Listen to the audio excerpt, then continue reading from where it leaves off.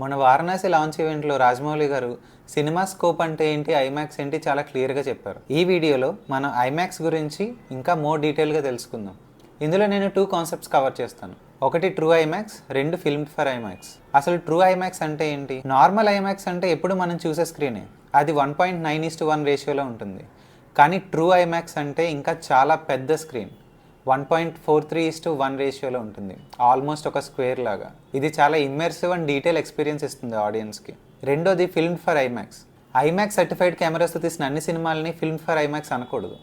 ఏ మూవీస్కి అయితే IMAX team pre production నుంచి పోస్ట్ ప్రొడక్షన్ వరకు ఇన్వాల్వ్ అయి ఉంటుందో వాటినే ఫిల్మ్ ఫర్ ఐమాక్స్ అంటారు. మన ఇండియాలో first film for IMAX movie Ramayana.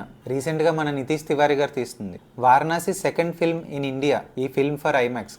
But Varanasi is the first non-English movie which is both film for IMAX and a true IMAX movie. ఈ immersive experience కోసం నేనైతే చాలా వెయిట్ చేస్తున్నాను. మీరేమనుకుంటున్నారో కమెంట్ చేయండి.